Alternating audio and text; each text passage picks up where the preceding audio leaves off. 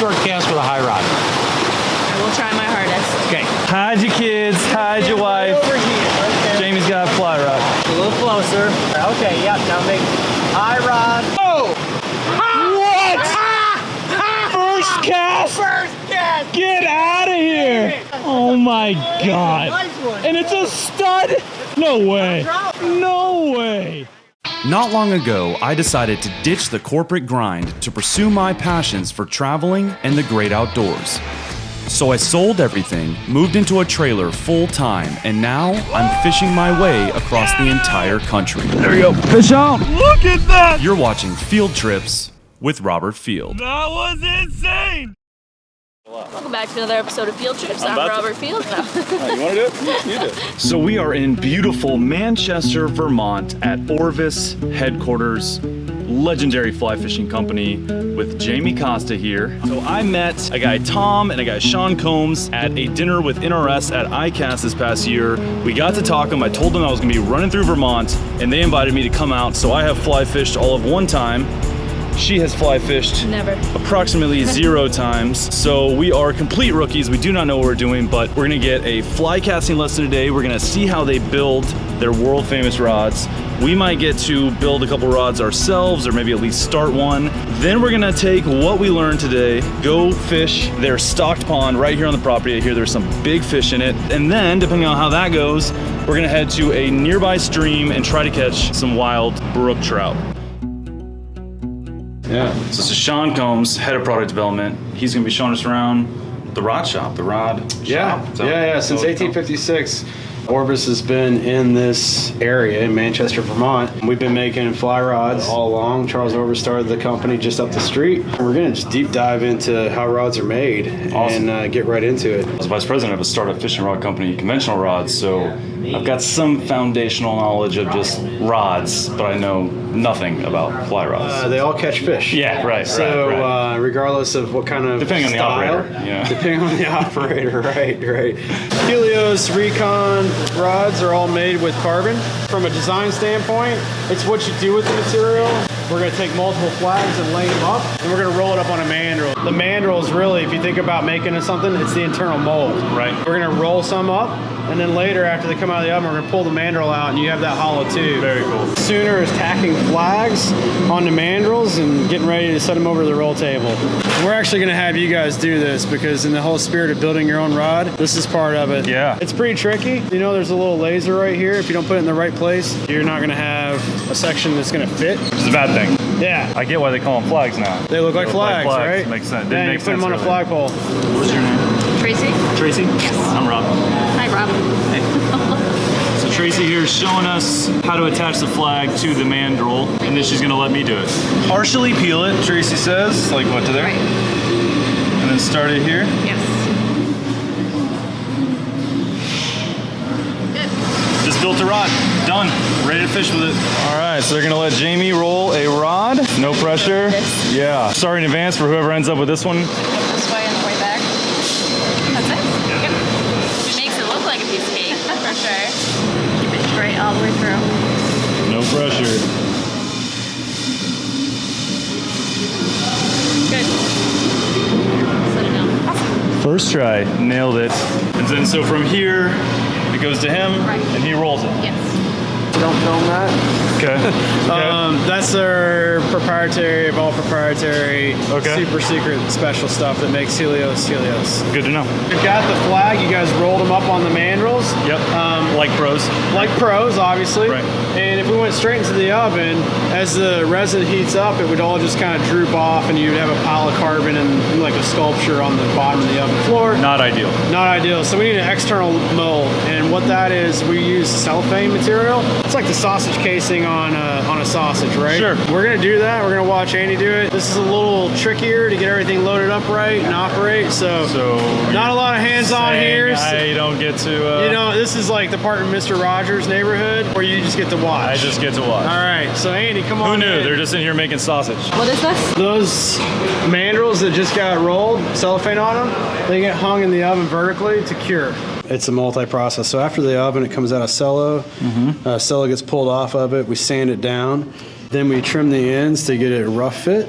We'll paint the whole thing matte black or matte gray. It goes into the oven, cures, comes out. A white section goes on, so they paint it white. That goes in the oven, comes out. And then it comes to this machine, which basically the transfer of the label itself comes in, rolls on. And then from that process, these are ready to go for clear coat. You're gonna let me paint a rod. I'm not liable for any, Some lucky customer is gonna get a rod that's been painted by none other than Mr. wow. Robert Fields himself. charge double for it. Right. I didn't sign anything. I don't want to like. Bring that down, put the center. Good. Flawless, he said. He said best job he's ever seen. All right, Jamie's gonna give it a shot. And you hit this thing? Yeah. Good. Good. How you doing? How are you? Good to see you. We got Tom Rosenbauer just joined us. Jamie. Jamie. Nice to meet you. Tom, nice to meet you. Thanks for taking the time. Yeah, of course.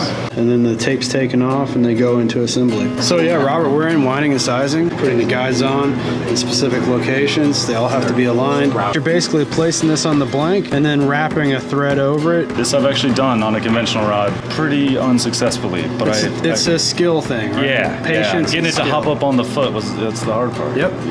She's a pro. I used to do it at home 20 years ago.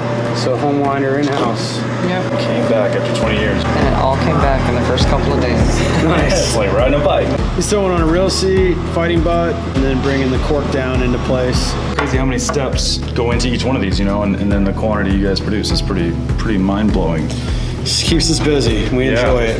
Final inspection is what's happening here, Robert, and this is like pretty much ready almost to go out to the customer. So 4 people inspect every rod that goes out the door. Correct. I mean, that's where the quality control comes in. Yep. So that concludes the tour of the Orvis rod shop. Super cool learning how these rods are made, and pretty crazy how much work goes into this, all done by hand. Super impressive. But now, time to go have some fun. We're gonna go get a little casting lesson. Jamie's first time, my second time. We have no clue what we're doing, and hopefully catch a few fish. And the rod shop used to be there. Long story short, it's a fly fishing company turned into a sporting goods lifestyle, like, you know. Yeah, wing shooting and fly fishing has really been the core of the brand.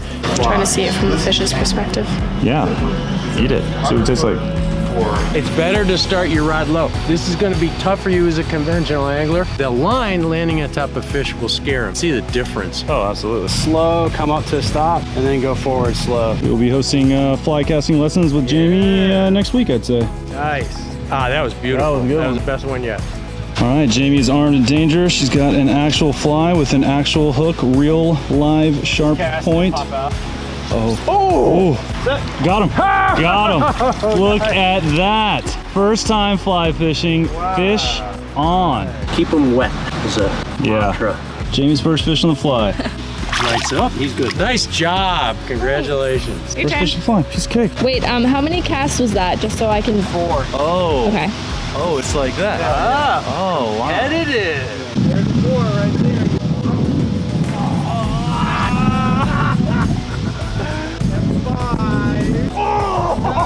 Nice. Can't get in less cast, I'll take the bigger one. He may run. He does. Just let him run. Second fish on the fly, first one here in Vermont. Tons of fun here at Orvis headquarters. Tom and Shawn here, excellent teachers. Gonna let this beautiful rainbow trout go. Look at that. You want your fly you caught your first fish on?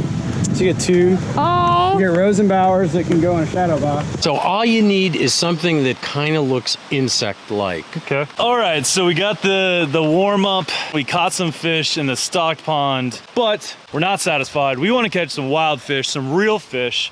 So we just came up here into the national forest, not too far from Orvis. We're gonna be walking along this stream and trying to catch a brook trout. Now they're telling us these fish are not gonna be gigantic. Tom said a 9-incher will be a stud out of this little creek. Monster, but should be a lot of fun. We're gonna be walking along this. It is absolutely gorgeous. It is beautiful up here. Should be fun. See if we can get a rise. There's one. Look at that. Oh. Okay, that. that's actually, so that's what we do. Oh wow. Wow, that was quick. But that is a wild brook trout. And that did not take long at all. So they're starting to get in spawning colors. They get the orange here.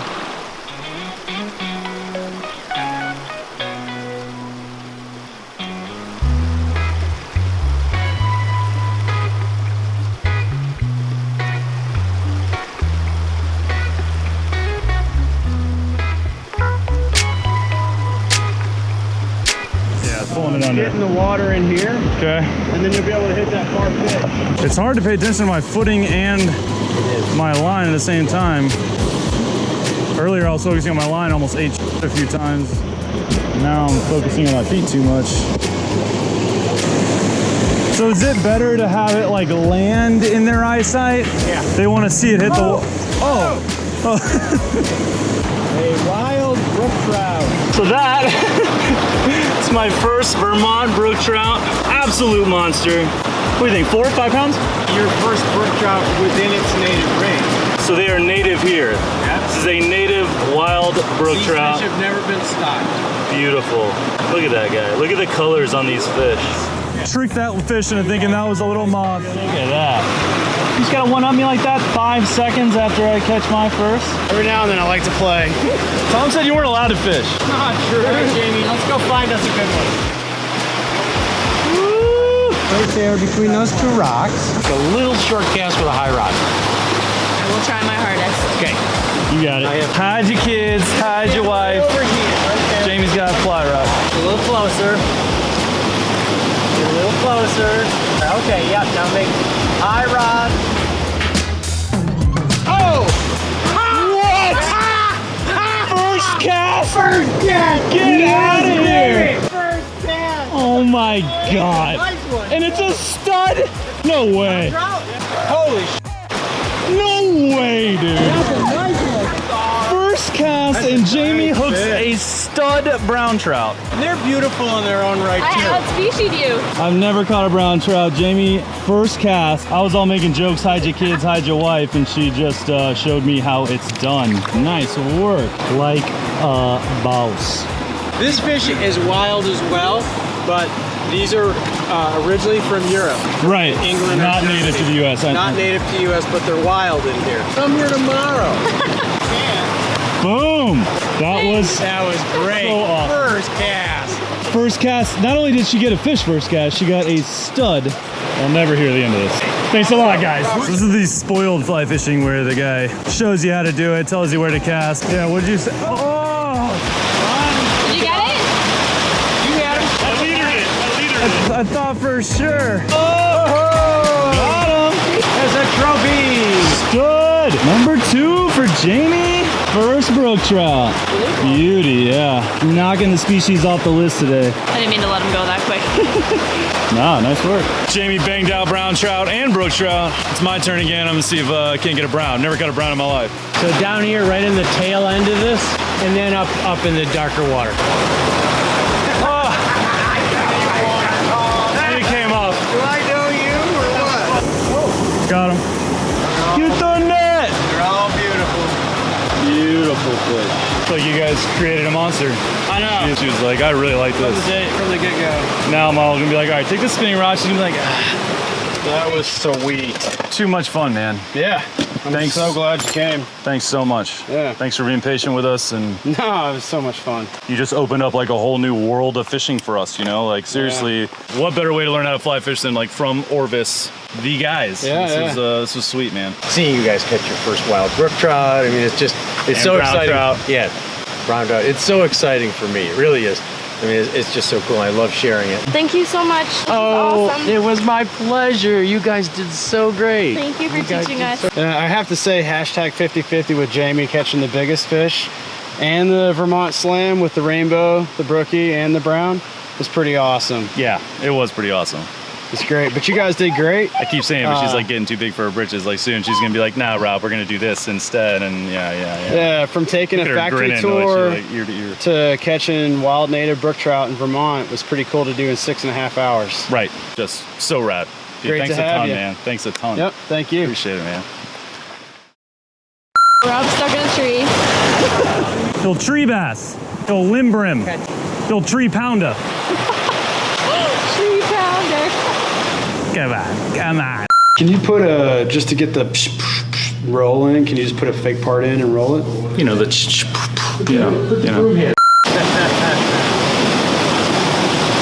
Oh, you got a sucker. I feel it. Okay, Oh. nobody move. So I knew it was inevitable. Jamie has caught the big one of the day now for real. Oh, my NRS shirt Is it in the flesh? No. It doesn't count unless you draw blood. It's not even a flesh wound. Hooking your boss, is that grounds for termination? I don't know. And he's on another tree. You're fired.